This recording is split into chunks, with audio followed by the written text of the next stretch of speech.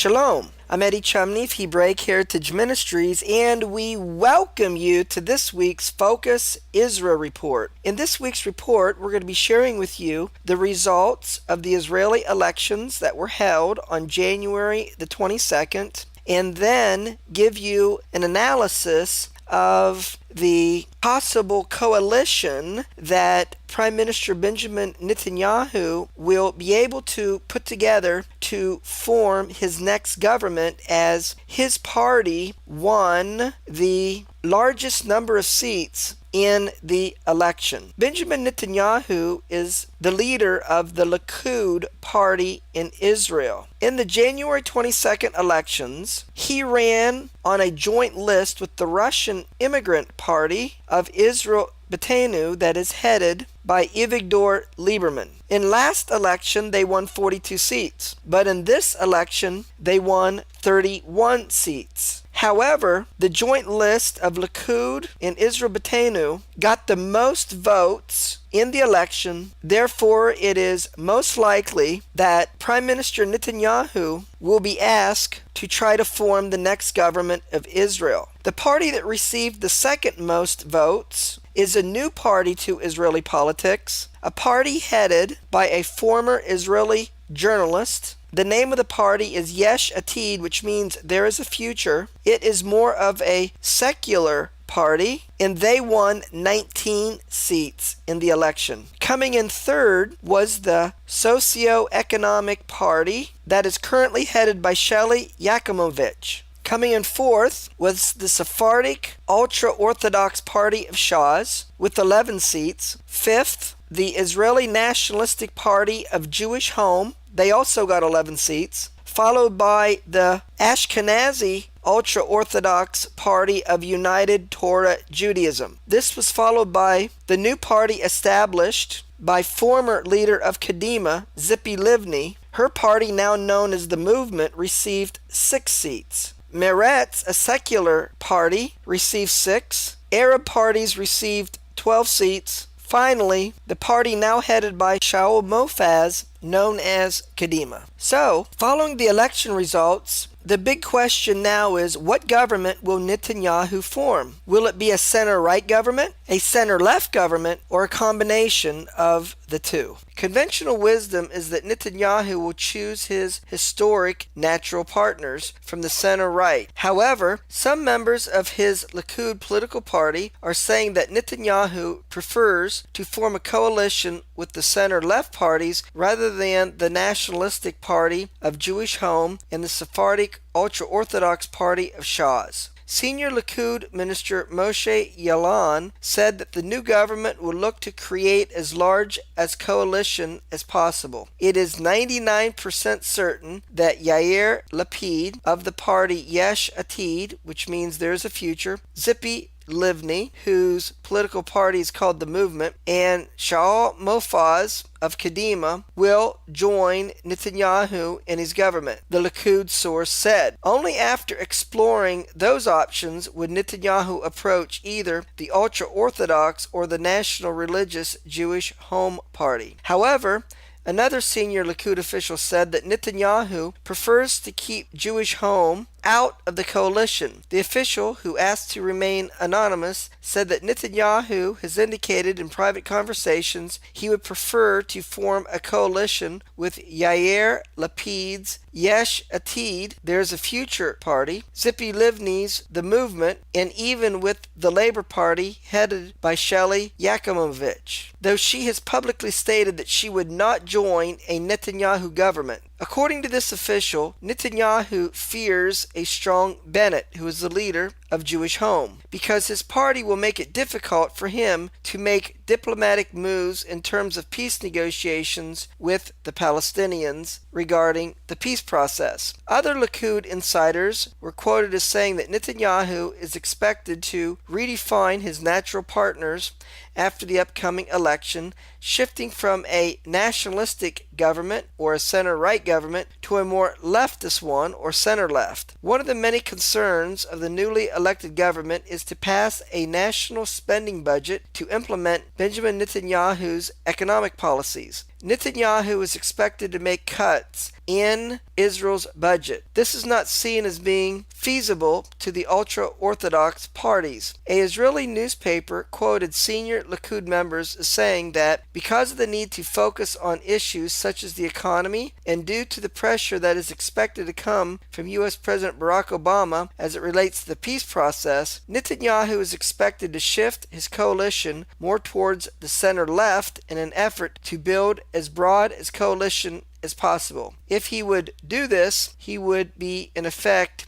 setting up a secular Zionist government. In response to these things, the leaders of Yesh Atid, There's a Future, Yair Lapid, Tzipi Livni of the movement, and Jewish Home leader Naftali Bennett all called for a national unity government, which is a government of a combination of center-left and center-right parties. I am a responsible person, said Yair Lapid of Yesh Atid, There's a Future. We can build a national unity government oriented toward economic and social issues, one which is not right-wing extremist and ultra-Orthodox. Lapid continued, I guarantee that if there won't be equality in the burden of army service, and if there will be higher taxes, we will not sit in the Knesset. If they sell us out, we won't be in the government. Tzipi Livni agreed on the need for unity, saying, we require a national emergency government. Earlier in the day, Livni warned that Israel is in a state of emergency and promised to work toward a national unity government that would be centrist and secular Zionist in its orientation. Therefore, Yair Lapid and Tzipi Livni are highlighting the election issues of, number one, the Israeli-Palestinian peace process, number two, socio-economic issues, and number three, the role of ultra-Orthodox men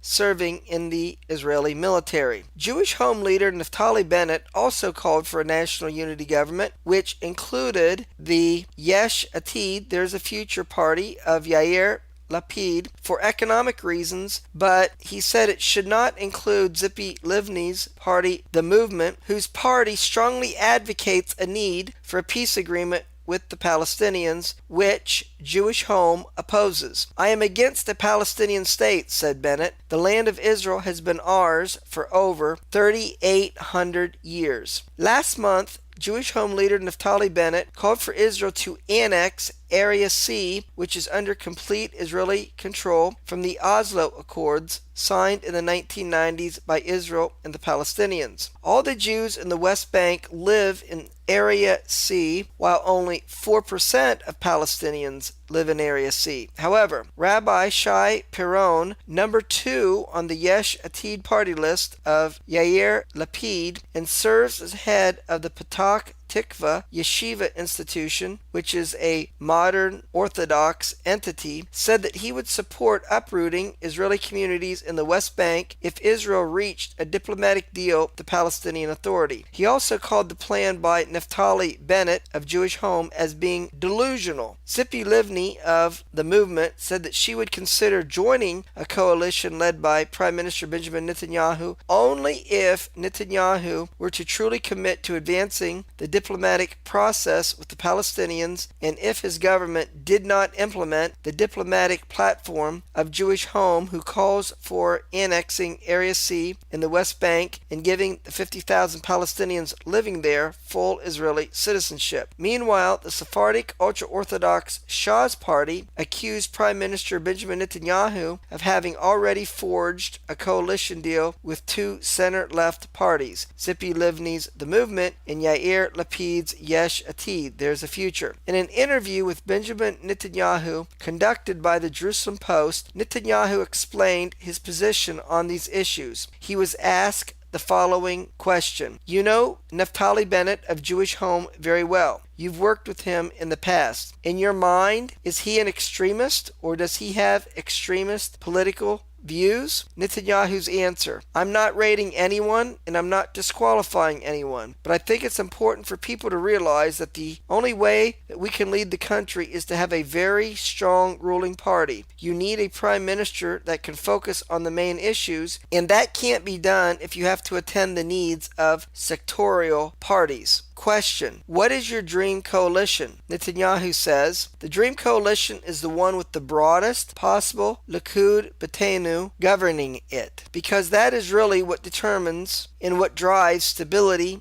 and effectiveness. If we go the other direction of fragmentation and sectorial parties, you're going to have an ineffective government. I know that people say we'll strengthen Netanyahu from the right, we'll strengthen Netanyahu from the religious side, we'll strengthen Netanyahu from that side. We want our hands on the wheel. If you ever drove a car, you know that you have to have two steady hands of one driver on the wheel, and if you start having other people grab the wheel, pretty soon the car overturns. So Israel is facing a crossroads with this upcoming election. While the polls suggest that Benjamin Netanyahu will remain as the next prime minister of Israel, the major issue is which government coalition will he form. Right now, he has a government of center-right parties. Will he try to form his new government consisting of center-right parties, which would cause him diplomatic isolation in the international community? Or is he going to choose center-left parties, or in effect, secular Zionist parties? Heads of various political parties are calling for a unity government. But what kind of unity government will Netanyahu form? In his interview, he said that he wants to form the broadest government possible, and he wants to refrain from having to meet the demands of what he calls sectorial parties. Most likely, what he's referring to is Jewish Home, because they do not support a Palestinian state and want to annex Area C of the West Bank, which would bring condemnation and calls for Israel to be internationally isolated. And he could also be referring to the ultra-Orthodox parties, who have historically sought to make sure that the students who spend full time in yeshiva studying the Talmud continues to receive compensation from the government according to the amount of money that they have historically received. However, Netanyahu is calling for cutting the state budget of Israel this year, and one of the first tasks of the newly formed government is to pass a state budget. This could be difficult for the ultra-Orthodox parties to agree to. Therefore, it seems that Netanyahu would prefer to form a center-left or a secular Zionist government to help him with the following political issues of this election. Number one, to show the international community that he's willing to negotiate with the Palestinians in the peace process. Number two, implement his socio-economic reforms, which calls for cutting the state budget. And number three, the possibility of supporting that ultra-Orthodox men who turn 18 enlist in Israeli military service, which right now they do not do. In order to achieve these goals and objectives, it would seem that Netanyahu would like to form a center-left government and have in his coalition Labor, Yesh Atid, there's the future, party headed by Yair Lapid, in addition to Zippy Livni, and if Kadima meets the election threshold, Shaul Mofaz. While a center-left government could help achieve Netanyahu's domestic and international goals, it would most likely stir a rebellion against Netanyahu from the nationalistic party Jewish Home, as well as the ultra-Orthodox parties of Shas and United Torah Judaism. Now, with this background, we will wait to see what government Prime Minister Benjamin Netanyahu chooses to form to deal with both domestic and international concerns of the nation of Israel. Well, that's going to conclude this week's Focus Israel report, where we shared with you the results of the Israeli elections, views of the various political parties, and the perspective of the choices that Netanyahu will have in forming his next government. Until we do it again, Shalom. In Yeshua the Messiah, Amen.